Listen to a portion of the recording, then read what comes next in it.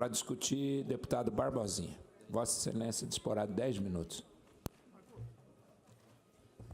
Senhor presidente, senhores deputados, senhoras deputadas, nós temos aqui o eterno dilema da incompreensão da função da Comissão de Constituição, Justiça e Redação.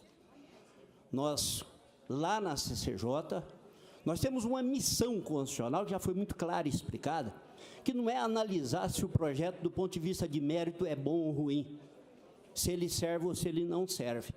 A análise da Comissão de Constituição, Justiça e Redação é eminentemente técnico. Agora, evidente que a CCJR não é infalível, assim como não é infalível, senhor presidente, tem uma decisão nem mesmo judicial, porque se decisão de juiz de primeiro grau fosse infalível, não teria necessidade do Tribunal de Justiça, dos Tribunais Regionais Federais, do Superior Tribunal de Justiça e do Supremo Tribunal Federal. Então, quando se tem uma decisão da CCJR, o assunto tem que ser discutido nessa casa do ponto de vista técnico. E, normalmente, a discussão que nós vemos aqui é do projeto de mérito, que, evidentemente, eu posso concordar com o mérito, mas, do ponto de vista da constitucionalidade, eu tenho que discordar dele.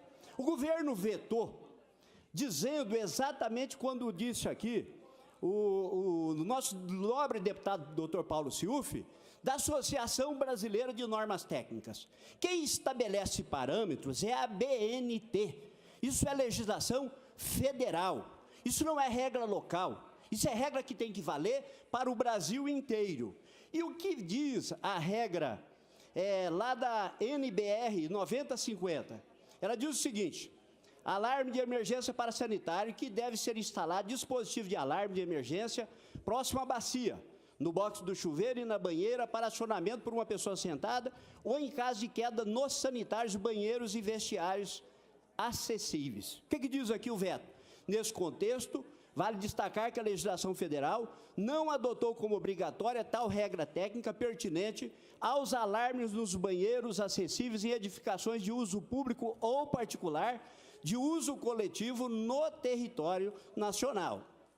De uma maneira geral, toda a legislação citada visa garantir à pessoa com deficiência a plena integração social, como garantia de acessibilidade dos edifícios de uso público e nos privados, destinada ao uso coletivo. Com fundamento nessas disposições, buscam-se garantir administrativamente a proteção e a integração às pessoas com deficiência. O projeto de lei em voga pretende estabelecer a obrigatoriedade de instalação de sistema de alarme nos banheiros para deficientes e pessoas com mobilidade reduzida. Embora não haja previsão expressa, entende-se que a regra estabelecida pelo autógrafo destina-se a todas as edificações de uso público ou particular de uso coletivo, que são os imóveis que devem dispor de banheiros adaptados por determinação legal. Portanto, a norma federal ela já tem uma exigência que vale para todo o território nacional acerca das edificações públicas. Qualquer alteração nesse sentido tem que ser proposta numa legislação federal. E a Associação Brasileira de Normas Técnicas é ela que tem que dispor sobre as mudanças.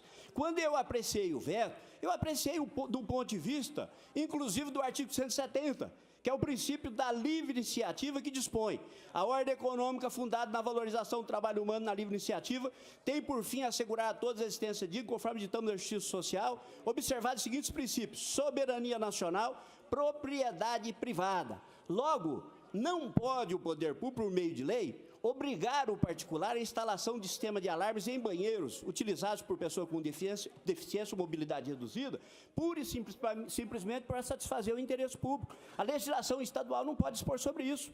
É louvável a atitude do projeto, só que isso tem que vir numa mudança da NBR, da norma brasileira, não é, da Associação Brasileira de Normas Técnicas. É ela que tem que dispor. E, a partir do momento que ela dispõe sobre essas mudanças, é obrigatório que em todo o território nacional ela seja cumprida. Aqui não se trata de norma subsidiária. Eu não posso criar uma regra para o Mato Grosso do Sul diferente do resto do Brasil. E aí eu estou violando o princípio da iniciativa privada, criando despesas sem dispor de orçamento nacional, do orçamento, e é por essa razão que nós aqui votamos pela a permanência do veto. Então, não tem dúvida nenhuma que, do ponto de vista de mérito, eu concordo com toda a articulação feita pelo ilustre parlamentar, deputado Maurício Picarelli. Ele tem absoluta razão. Só que acho que tem que ser uma postulação que deve ser feita à bancada federal e, através dela, as mudanças da Associação Brasileira de Normas Técnicas dispor a respeito dessas alterações que ele pretende incrementar. Agora, se ela, sim, já concedo uma parte a Vossa Excelência, se já consta numa legislação federal, evidente que nós estamos chovendo no molhado, porque não precisa de uma lei estadual repetir aquilo que já se consta numa legislação federal. Concedo uma parte a Vossa Excelência. Agradeço a aula de Vossa Excelência, como jurista e presidente da Comissão de Constituição e Justiça, para que nós possamos evitar esse tipo de constrangimento que nós sofremos aqui no plenário. A Comissão de Constituição e Justiça, em primeira, deu parecer favorável. Então, nobre deputado, nós ficamos aqui perplexos, porque depois volta para a comissão e dá pela manutenção do veto. Então, eu já venho solicitando há anos que a Comissão de Constituição e Justiça não está de acordo com as normas, com a lei federal, com a Constituição, ela deixa o deputado, autor da lei, conversar com a comissão, para tentar alegar e haver um debate. O debate, deputado, não pode só entre os membros da comissão. Eu acho que os deputados interessados, isso, como Vossa Excelência é presidente da comissão, informar aos deputados, autores das leis, para justamente estar presente junto à comissão para arguir, comentar, discutir. É isso que é o parlamento. Tem o contraditório em tudo, tem a competência concorrente, etc. Então, nós queremos, deputado, justamente não chegar aqui, ser vetado, e a comissão fala, não, vamos pela manutenção do veto, se realmente lá na comissão ela provou que é constitucional, está tudo bem, e as outras comissões também.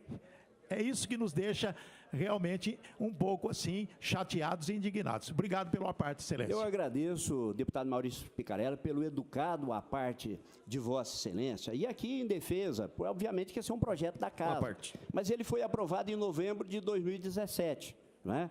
Nós não estávamos ainda, e nós temos, na medida do possível, deputado Picarelli, feito de tudo, e aí, na verdade, lá é um paradoxo. A nossa função é ingrata. Quando nós vetamos lá na CCJ, não é, por unanimidade, nós tivemos aqui o debate esses dias, do deputado aqui indignado, porque lá na CCJ nós obstaculizamos o segmento do projeto por unanimidade, e aí o parlamentar, porque normalmente a discussão não é do ponto de vista de legalidade, é do ponto de vista de mérito. Do ponto de vista de mérito nós não temos discordância. Se perguntar para mim se o projeto, do ponto de vista de mérito, é bom, a resposta é positiva, excelente, eu concordo com ele. Agora, o veto do governo tem fundamento? Tem fundamento, e é por essa razão que nós acompanhamos. Já concedo uma parte ao deputado Dr. Paulo Schiuf, e por último, Dr. Paulo Schiuf, o projeto dispõe ainda a multa de 500 UFERMs. O Estado ele precisa disponibilizar fiscalização para isso. Todas as vezes que eu imponho ao Estado uma obrigação que ele depende de mobilizar, não é, fiscalização para esse ato, também incide. Então, nós temos que mudar, na verdade, é a função legislativa. Há um esvaziamento da função legislativa, porque, levada a rigor, a maioria dos projetos, e toda vez que nós fazemos um projeto que ele cria despesa, sem ter a indicação da fonte orçamentária do Executivo, nós esbarramos, não é, obviamente, no vício. Vossa Excelência disporá de 1 minuto para encerrar. Eu concedo esse 1 minuto para o Dr. Paulo Schiuf fazer o encerramento. Eu agradeço, deputado Barbosinha. Entendi perfeitamente, eu até ia fazer a discussão, resolvi não fazer. A ABNT regulamenta dessa forma, é federal. Então, o porquê que o governo nosso do Estado não coloca isso em funcionamento? Está desrespeitando uma normatização federal. E nós ficamos de braços cruzados. Agora nós vamos votar daqui a pouco o incentivo aí para diminuir a alíquota do ICMS do diesel e vamos depender da fiscalização. O próprio governador disse lá na entrevista. Se nós vamos depender da fiscalização, cadê a fiscalização do governo que não verifica que os banheiros não têm esse alarme de emergência? Mas eu entendi perfeitamente o que Vossa Excelência disse. Obrigado pela parte. Eu que agradeço. Era isso, senhor presidente. Muito obrigado.